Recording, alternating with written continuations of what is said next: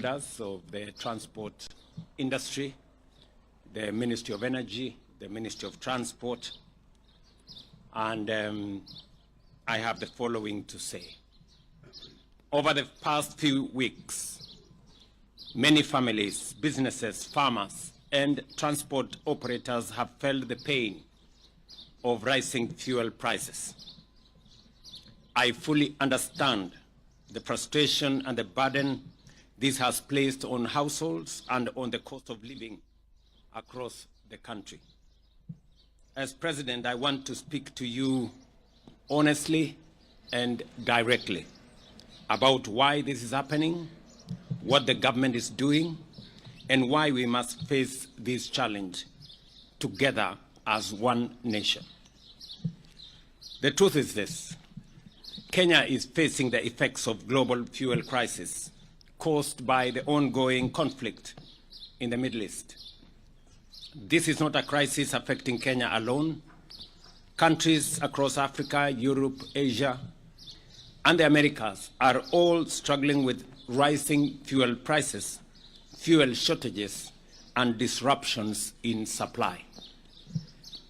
Since the conflict involving Iran escalated on the 28th of February 2026, the Strait of Hormuz, one of the world's most important oil supply routes, through which nearly 1/5 or 20% of global oil passes every day, has experienced major disruption.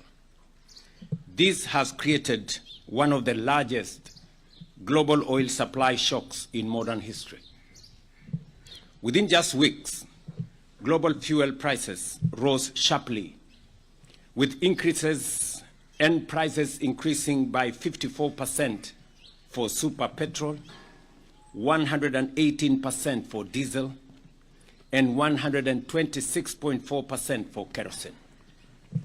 These increases directly affect the landed cost of fuel imported into Kenya and ultimately impacted pump prices across the country.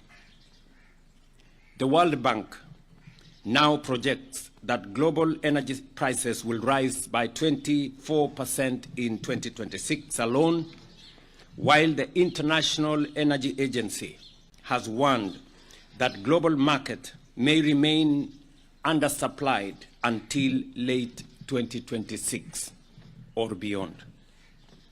Fellow citizens, this is not a Kenyan problem alone. Around the world, governments are introducing emergency measures to manage rising fuel costs, supply disruptions, and pressure on the cost of living. Some countries are now experiencing actual fuel shortages and rationing. Others have encouraged citizens to work from home in order to reduce fuel consumption, while some have reduced working days. Our priority as government has therefore been twofold. First, to ensure that Kenya continues receiving stable fuel supplies across the country. And secondly, to cushion Kenyans as much as possible from the full impact of this global crisis. Kenya imports all its fuel from the Gulf region. Therefore, when global oil prices rise, the impact inevitably reaches us here at home. The current fuel prices reflect the global reality. We recognize that these increases are painful and carry serious consequences for transport costs, food production, business operations, and the overall cost of living. I know that for many Kenyans, rising fuel prices are not just numbers at the pump. They reflect everyday life. They mean higher matatu fares, a farmer paying more for transport of their produce to the market, a border rider worried about their daily earnings, a parent struggling to stretch their family budget, and a business fighting to remain afloat while protecting jobs. The government of Kenya has not stood by. We have undertaken several consequential interventions. First, through forward planning, using the Petroleum Development Levy and Fund, we have built strategic financial reserves to help stabilize the market during times such as this, without disrupting the broader economy as has happened in the past. To cushion consumers from the sharp rise in global oil prices, the government has used the Petroleum Development Fund to stabilize fuel prices. In the last two pricing cycles alone, that is April, May, and May-June 2026, the government has utilized 13.7 billion to cushion consumers. Secondly, working with Parliament, we have reduced VAT on petroleum products from 16% to 8%, foregoing Kenya shillings 14.4 billion in tax revenue in order to reduce pressure on Kenyan families and businesses. In the April-May 2026 pricing cycle, the government utilized Kenya shilling 6 billion in fuel stabilization and also forwent 6.41 billion in VAT revenue. In total, the government spent 12.45 billion on stabilizing during that cycle. That is April-May. We have spent a total of 12.45 billion to stabilize fuel prices. Because of this intervention, super petrol prices were reduced by 19 shillings and 67 cents, diesel reduced by Kenya shillings 40.25 per litre, and kerosene was reduced by Kenya shillings 115 per litre. Similarly, during the May-June 2026 pricing cycle, the government utilized another 7.7 billion for stabilization and forwent 8 billion shillings in VAT revenue. In total, during the current cycle, the government has spent 15.72 billion on stabilization for this month of May-June.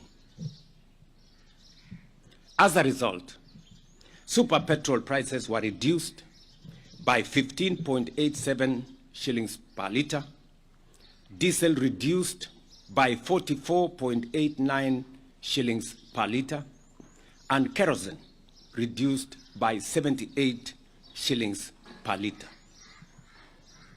Just for context, without government intervention during this cycle, super petrol would today have retailed at Kenya shillings 230 shillings per litre instead of the 214.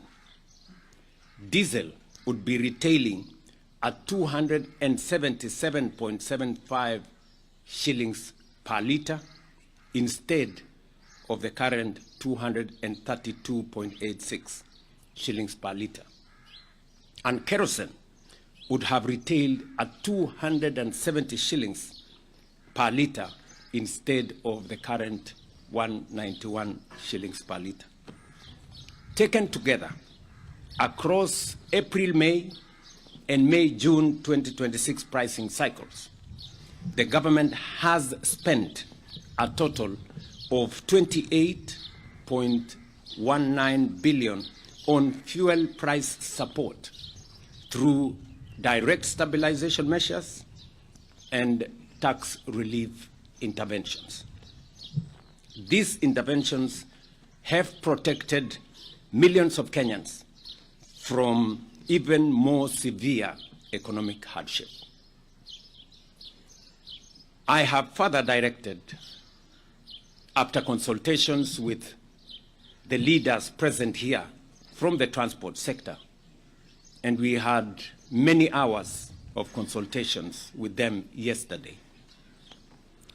I have directed that in the pricing cycle, next pricing cycle, we are going to further reduce the price of diesel by a further 10 shillings for the June-July cycle to help stabilize pump prices and provide additional relief to consumers. Thirdly, through the government-to-government fuel supply framework, we have secured guaranteed fuel supplies despite global supply chain disruptions, ensuring uninterrupted fuel supply availability across the country. The arrangement has stabilized fuel pricing compared to the old spot market system, where prices fluctuated sharply every month. Before the G2G arrangement was introduced in 2023, oil importers faced intense pressure to secure US dollars within short timelines, driving rapid depreciation of the Kenya shilling and threatening fuel supply stability. By easing pressure on foreign exchange demand and ensuring predictable supply terms, the framework has protected the economy during the crisis as the one we have now. Without it, the country's situation, I tell you, would be much worse.